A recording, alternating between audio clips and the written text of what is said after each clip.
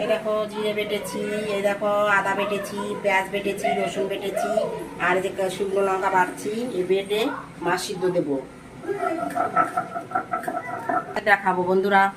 দেখো কিভাবে মাছ সিদ্ধ দেয়, কই মাছ সিদ্ধ কিভাবে দেয় তোমাদের দেখাবো। দেখো ইলিশ মাছটা ভাজবো, ইলিশ মাছটা মাখালাম, দেখো মাখিয়ে ইলিশ মাছটা দিয়ে রান্না করবো। মুড়ি কচি দেখো,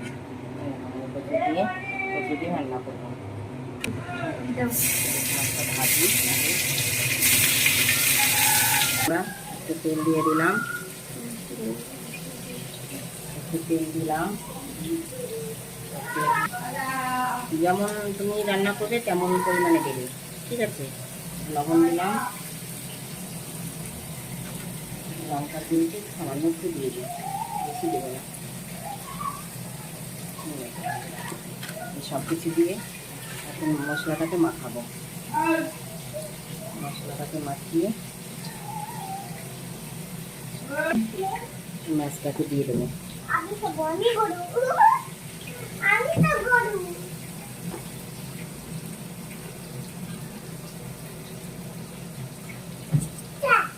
মাছটাকে দিয়ে দিলাম। এখন মাছটাকে সুন্দর করে মশলাটাকে দিয়ে একটু মাখিয়ে নেব। সুন্দর করে মাখিয়ে নিয়ে মাছটাকে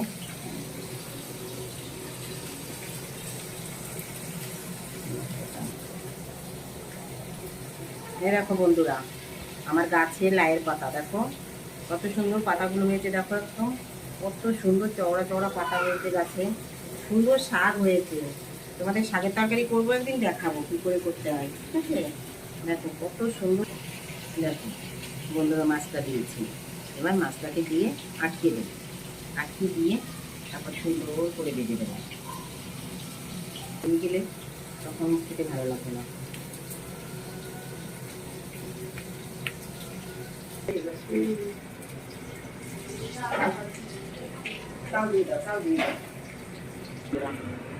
মাছটাকে দেখো বেঁধে রেখেছি, এখন ভাতে ফুটে দেবো।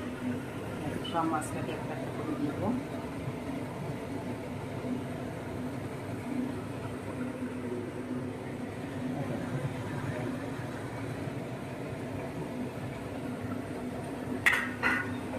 ঢাকা দিয়ে রাখবো, আস্তে আস্তে মাছটা হয়ে যাবে। তারপরে দেখো মাছের তরকারি দেখো করেছি, শুধু একটু ইলিশ মাছ দিয়ে আর মুখি কচি দিয়ে তরকারি করেছি। এখন মাছটাকে শুধু কী করবো জানো তো, একটু তেল পারবো, এই সামান্য একটু জিরে আর একটু রাঁধুনি দেবো, তেজপাতা দেবো।